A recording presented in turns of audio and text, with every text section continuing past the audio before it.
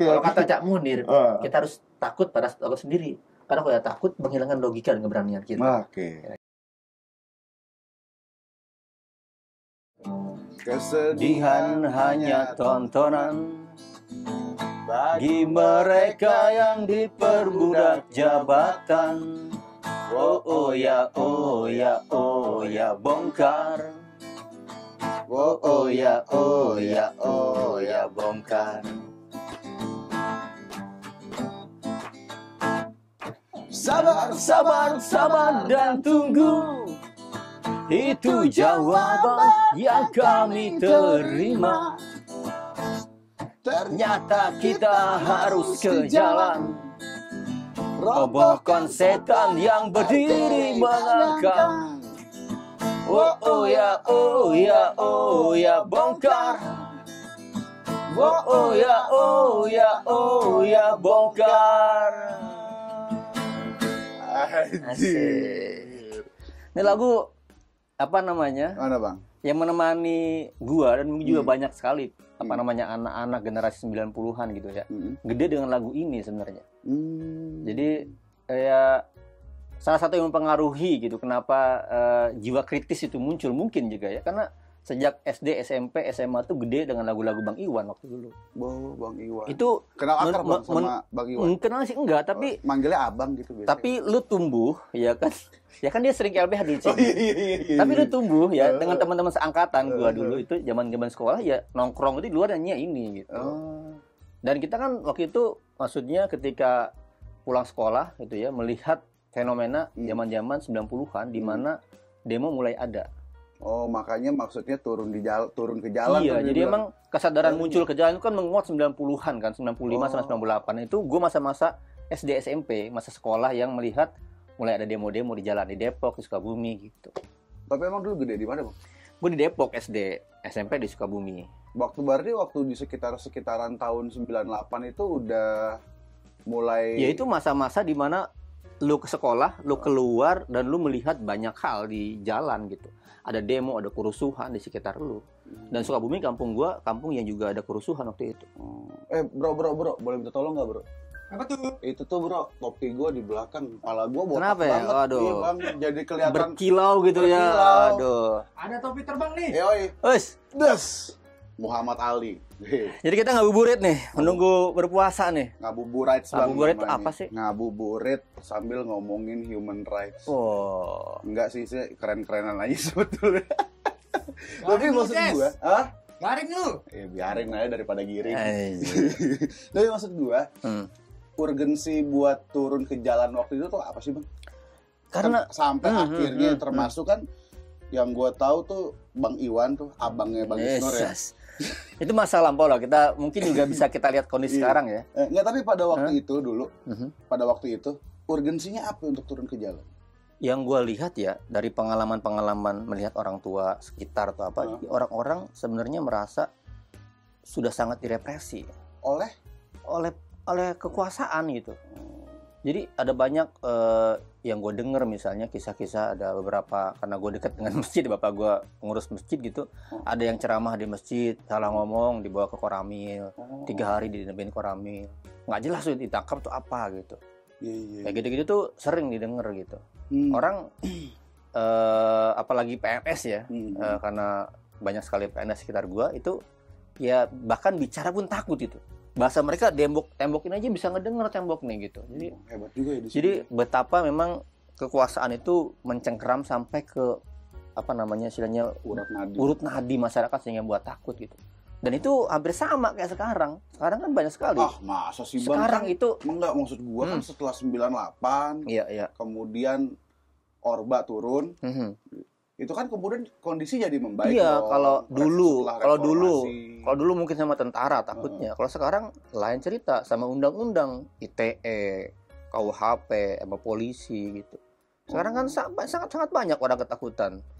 Beberapa lembaga survei kayak LSI, SMRC itu udah mengemukakan bahwa sekarang masyarakat takut buat bicara karena sangat mudah dikriminalkan. Masyarakat takut bicara.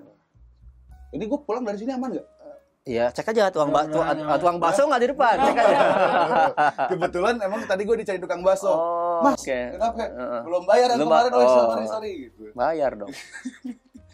Gila, tapi maksudnya sebegitu apa sih yang ditakutin dari omongan gitu maksud gua? Karena kapanpun ada dua hal. Pertama, lu bisa dikriminalkan oleh aparat karena mungkin Twitter lu, status lu di Facebook, Instagram sangat banyak. Bahkan ada korban-korban bahkan kekerasan seksual, Bu Baik Nuril, dia cerita, dia lapor soal apa yang dialami, dipidana. Ada konsumen salon misalnya Stella di Surabaya melaporkan tentang salon yang dia dia dapat ke situ datang, dia dipidana. Saiful Mahdi, dosen di Unsyah Aceh, dia memperingatkan ke kalangan akademik akan korupsi di proses seleksi PNS, itu seleksi dosen, di ruang grup tertutup loh, dipidana, dikriminalkan. Bang, bentar bang, gue jadi agak bingung.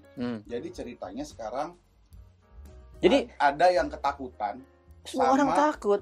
Enggak, bukan. Maksud gue ada yang takut sama opini, begitu ya? Oh iya, sama sehingga pendapat. mereka menggunakan aparat untuk membungkam. Persis, berarti persis. Apa yang mereka takutkan dari opini itu apa sih sebetulnya? Kita kan gitu, gua gitu ya, Bang Isnur gitu ya, atau teman-teman yang lain di sini, itu kan bukan siapa-siapa. Dalam artian kita nggak punya senjata, kita nggak punya mandat untuk menggunakan senjata dan segala. Mandat itu kan yang punya ini kan negara. Ya. Tapi kenapa negara justru takut sama kita yang nggak punya senjata gitu maksud gue.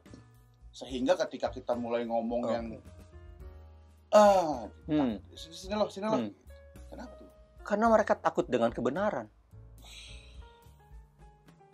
Kebenaran tuh membuka selubung kepalsuan akan keadilan gitu. Sahabat super sekali. Takut mereka takut ini keren. Takut mereka kebenaran terungkap. Bahwa mereka tuh sebenarnya nggak bisa kerja. Tapi kan mereka korup. Kerja. Iya, kerjanya seperti apa? Kerjanya menguntungkan siapa?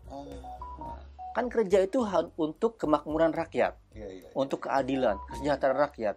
Tapi kalau kemudian kerjanya itu menguntungkan koruptor, kerjanya menguntungkan kelompok oligarki, apa modal, jadi tujuan bernegara nggak tercapai. Nah, itu yang gue selalu bingung tuh bang. Kan kita sering banget ya pakai istilah oligarki.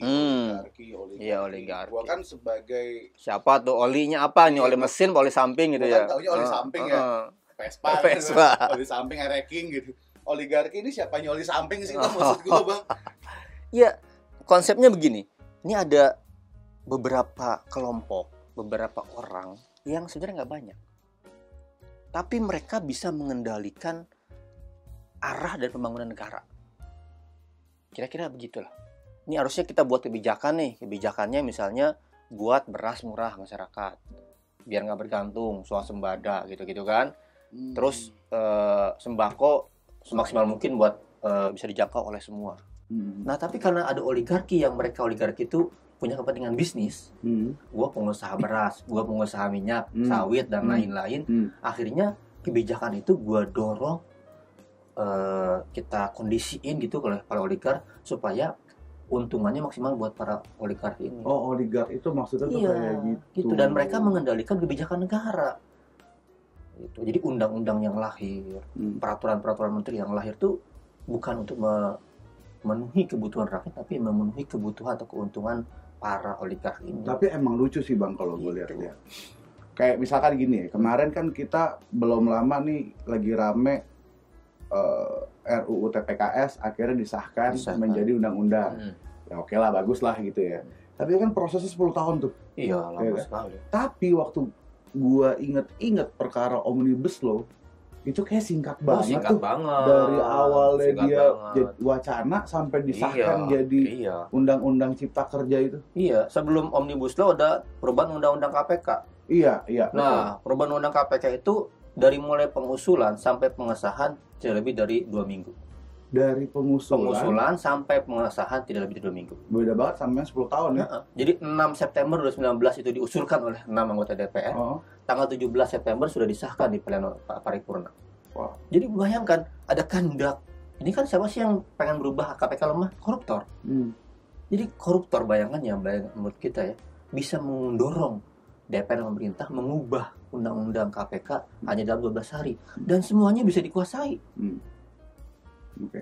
Tuh kira-kira jin atau siluman mana yang punya kekuasaan seperti itu gitu. Ngeri. Ya mirip-mirip ini kali ya. Kisah dulu Roro Jonggrang atau apa. Nah sekarang kekuatan itu ya mengubah undang-undang dalam waktu cepat. Nah Omnibus Law juga sama. Jadi Oktober 2019 disampaikan di MPR, Jokowi pidato.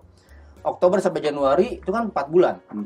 Udah jadi naskah akademik setebal 2000 halaman, 1000 halaman lebih, draft undang-undang 1000 halaman lebih. Nah, kita nggak tahu siluman mana yang bisa membuat draft 70 lebih undang-undang perubahan dalam waktu 4 bulan. Itulah hebatnya NKRI harga naik. Itu ngeri sekali. Jadi berbahaya kenapa? Karena masyarakat nggak tahu. Iya. Masyarakat tuh nggak pernah denger itu. Betul. Nah kemudian masyarakat protes, kita protes, mahasiswa protes. Nah, yang gue ingat gini, waktu Omnibus Law kemarin itu, akhirnya kan kemarin juga banyak aksi yang kemudian yang turun ke jalan teman-teman mahasiswa dan seluruh elemen masyarakat gitu.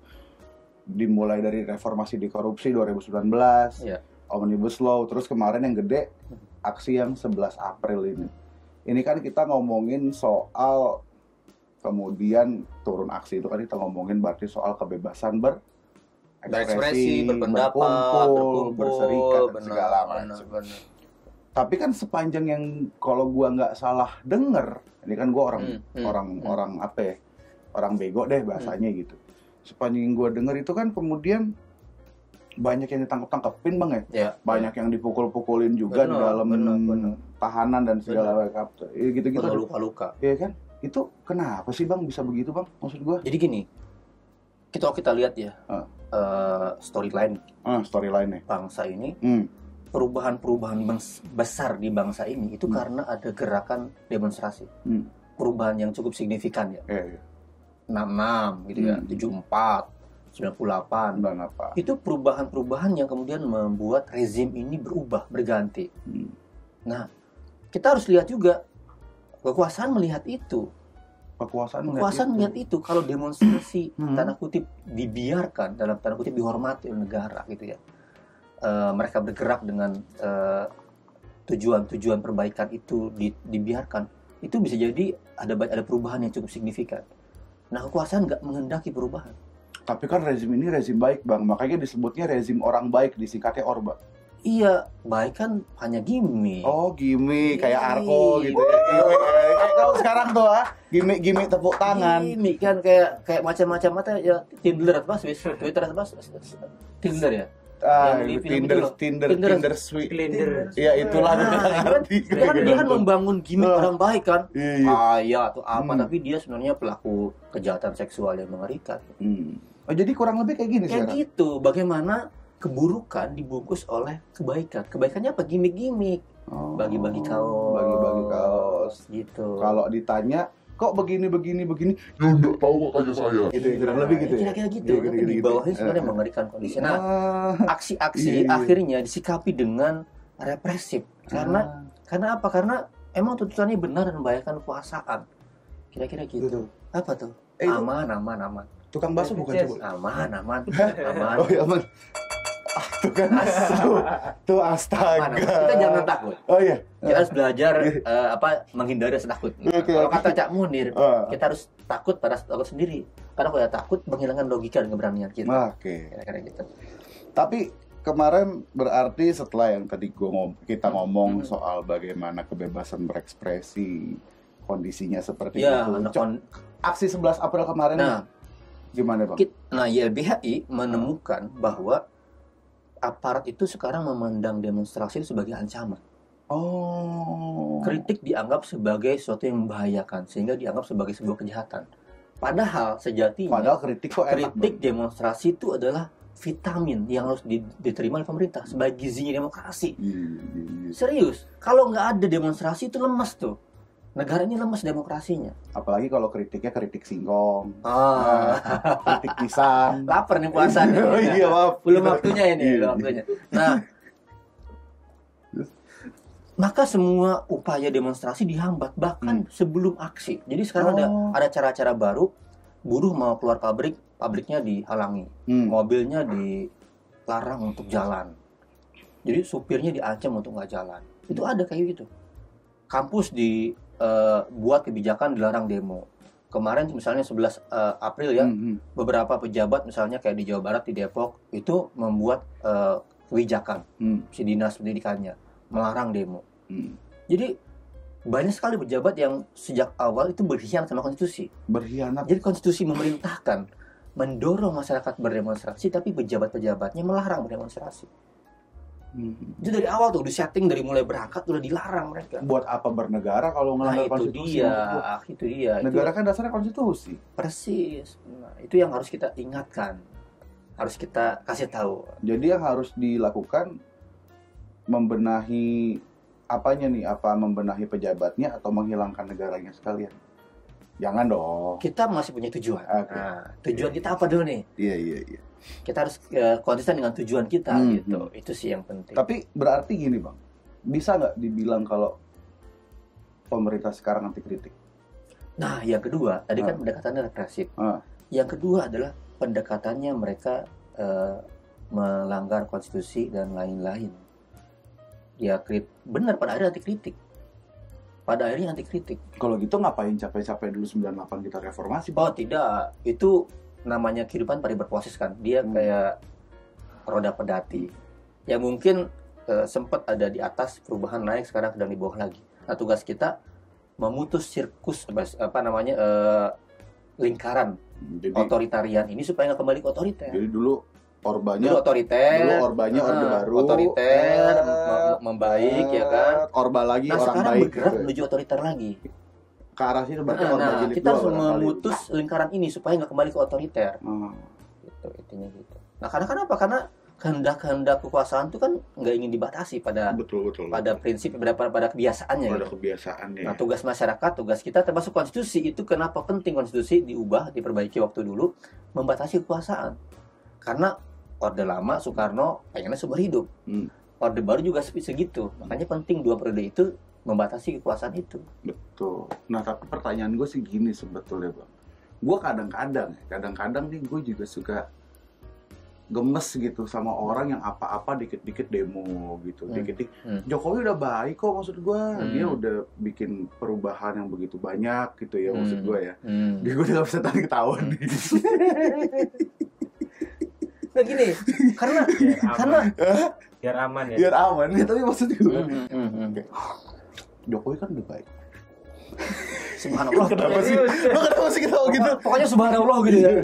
Kayak gitu, dia kurang baik apa bikin tol gitu ya. Terus bikin infrastruktur gitu.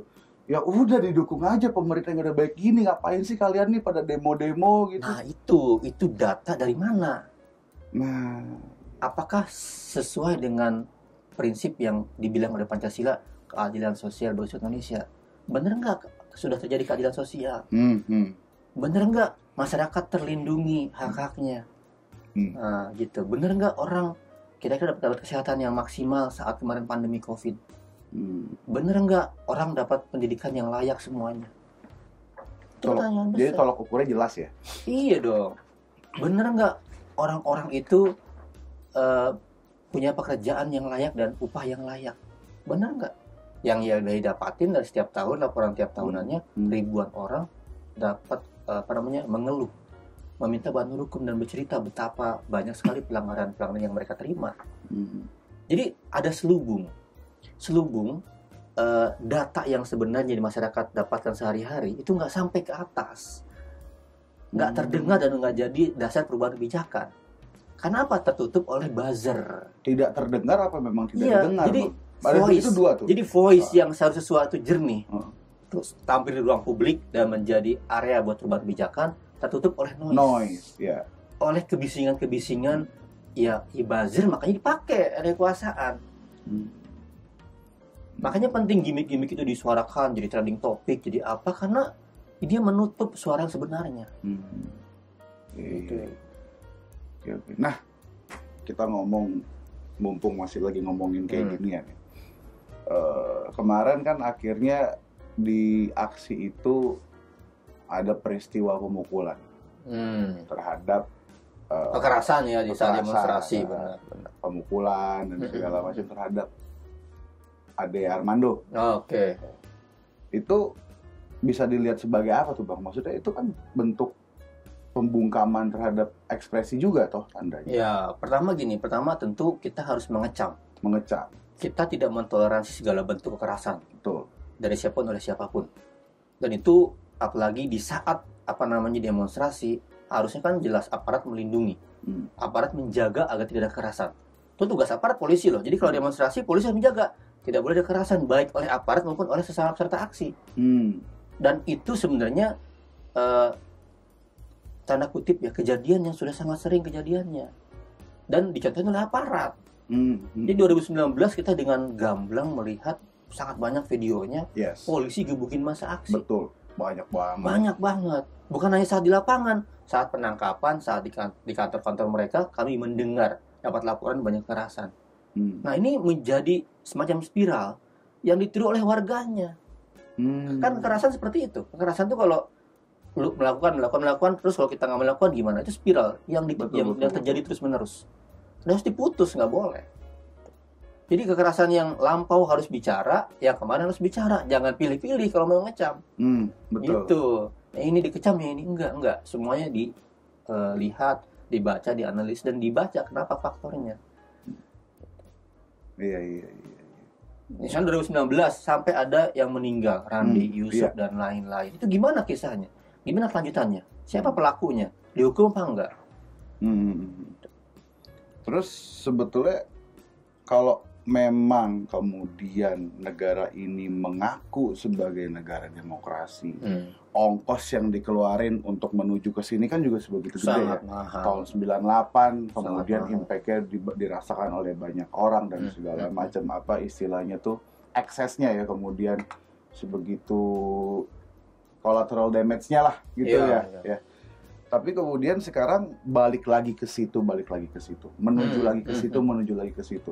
Kalau misalkan dilihat hari ini orang aksi ditangkep-tangkepin, apa bedanya kemudian sama di era tahun 98 yang memang aksi juga dihadapi dengan represi. Iya. Terus ya makanya apa yang maksud gua kemudian kayak sia-sia nggak tuh kemudian collateral damage yang udah sebegitu besar dikeluarkan di tahun 98, ujung-ujungnya kita masih begini lagi juga. Atau jangan-jangan aktornya sebetulnya masih sama.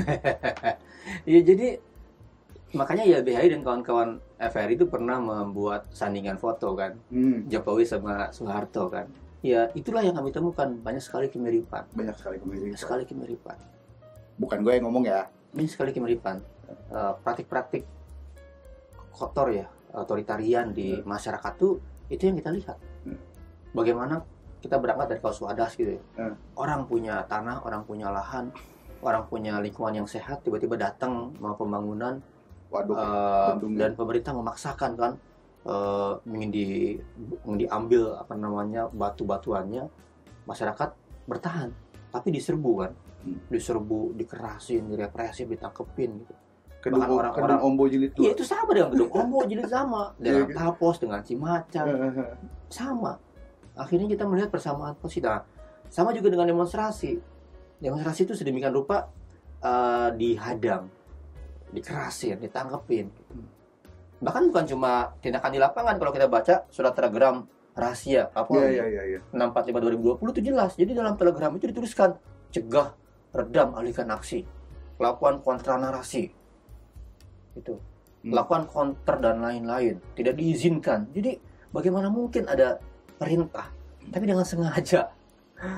Tapi itu kan perintahnya Kapolri. Iya kan nggak boleh dong Kapolri bilang seperti itu. Itu kan perintahnya Kapolri. Tapi kan Presiden Jokowi kan juga pernah ngomong, saya ini kangen di demo, silakan demo saya. Jadi ini sebetulnya Kapolrinya yang nggak nurut sama Presiden apa gimana nih? Iya, pertanyaan gini, ketika kepolisian melakukan kekerasan, Jokowi negur nggak? Ada banyak orang ditangkepin, direpresif, negur nggak? Dia ketika aksi 2020, rame-rame aksi Omnibus Law, dia malah nengok bebek di Kalimantan. Kira-kira apaan sih itu presiden? Ini warga, ya kan, sedang demonstrasi, ingin bicara, ingin menemui, ingin menyampaikan aspirasinya, dia malah kabur ke Kalimantan. Bebeknya lahiran. Oh gitu. Nengok bebek. Oh. Lagian aneh banget ya nengok bebek ke Kalimantan. Atuh mah di mana-mana nengok bebek ke Madura. Di mana nasi bebek Madura, Bang? Iya. Ketawa dong lu. Kagak mau Bang. Malah caranya adalah dengan mengundang para elit mahasiswa ke istana. Dan tidak terbahas juga masalah-masalah yang dikeluhkan masyarakat itu gitu. Terus sekarang apa sih yang masih menjadi bahan bakar kita untuk kemudian terus berbangsa dan bernegara kalau gitu, Bang? Maksud gue yang tadi gue bilang ya, ongkosnya udah gede, hasilnya masih begitu-begitu aja dan kayak udah berulang lagi. Apa harapan kita bahwa kemudian pada suatu saat nanti ini akan benar-benar menjadi lebih baik? Jadi harapan dan keyakinan itu adalah kemewahan buat pemuda, buat kita yang akan menatap masa depan. Karena kalau kita nggak punya harapan dan keyakinan, ya udah kita nggak ngapa-ngapain, hancur makin bangsa ini. Maka ketika teman-teman tetap berkonsolidasi, tetap bergerak, bersinergi, melakukan demonstrasi, di sanalah ada harapan. Di sana adalah keyakinan. Walaupun misalnya mereka melihat senior-senior mereka yang dulu demonstrasi sekarang menduduki jabatan, mengubah dari dalam. Tapi kan nggak guna misalnya. Lakukan hari yang sama misalnya. Iya. Tapi itu nggak pernah kita boleh putus harapan. Gitu loh. Nggak pernah boleh kemudian kehilangan keyakinan bahwa kita bisa perbaiki keadaan ini. Nggak boleh dong. Kalau kita kehilangan harapan, kehilangan keyakinan, nggak mau ngapa-ngapain ya makin hancur, makin rusak negara ini. Tapi bahwa kemudian kejadian-kejadian yang telah terjadi membuat orang pesimis kan satu hal yang nggak bisa dimungkiri juga. Jadi gini, saya tanya teman-teman para demonstran 98, mereka tuh nggak pernah punya perhitungan, Soeharto akan mundur 18 Mei misalnya. Mereka nggak pernah melihat itu. Terus bergerak, terus bersinergi, terus berkolaborasi, terus aksi. Dan momentum itu datangnya kapan? Itu bisa jadi besok atau lusa. Momentum itu. Jadi sehari sebelum Soeharto mundur, mereka sendiri gak yakin Soeharto mundur. Wah. Belum tahu. Jadi kita penting sekali, makanya bukan hanya gerak sendiri, geraknya bareng-bareng. Konsolidasi dan temenin daerah gitu. Nah, momentum itu kita ciptakan. Perubahan apa yang kita kehendaki? Nah, butuh strategi gitu kira-kira. Tapi emang kekurangannya ini, kesadaran ini hanya di level kalangan yang bawah aja nih. Mahasiswa, masyarakat, petani. Tapi perubahan tuh nggak muncul di kalangan elit emang. Gitu. Mereka udah nggak ngerasa. Kita nggak mungkin mereka udah ngerasa apalagi yang butuh diubah. Gue udah enak. Gue udah enak. Kayak misalkan ada yang kritik dikit, posisinya udah enak nih. Ada yang kritik dikit, hilang gitu. Kriminalisasi aja tuh kayak teman kita aja tuh Haris sama Fathia gitu. Benar. Iya kan?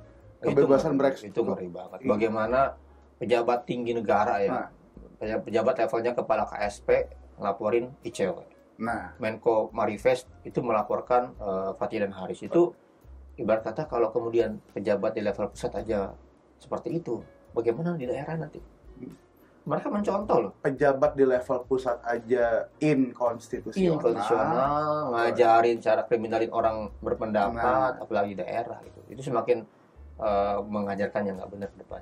Jadi hari ini pokoknya barangkali kesimpulannya adalah saat ini kita sedang bernegara dengan tidak berbasiskan pada konstitusi. Ini gitu lah kayak kisah Gotham ini kejahatan sudah di mana-mana ini terjadi. Tinggal nunggu Batman Tinggal nunggu Batman ya. Nggak tahu Batman-nya siapa gitu. Aduh, udah beduk ya? Belum. Hah? 3 menit lagi. Oh, 3 menit lagi. Oke. Ini di jam gua sih udah 14.59. Tapi kan memang kita gimmicknya beduk ya supaya selesai di perbicaraan. Ya tukang bakso yang tadi bro. Bang. Bakso. Bawa hati nggak tuh tukang bakso? Itu dia. Katanya hari tandur. Aduh. Ces. Udah, jadi gitu aja kali obrolan kita Bang ya hari ini, daripada kemudian nanti kita tukang bakso yang makin banyak gitu. Ada tuh lagu yang mungkin sesuai dengan keadaan. Apa tuh? Lagi serba sulit. Apa tuh? Galang Rambu Anarki.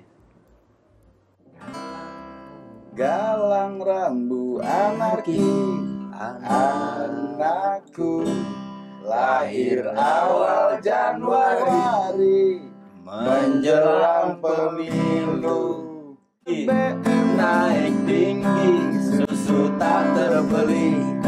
Orang pintar cari subsidi, mungkin bayi kurang gizi. Sekian dulu episode hari ini. Besok-besok kita ngobrol lagi di Ngabuburit dengan bintang tamu yang tidak kalah kerennya. Dan sahabatku yang super itu. So,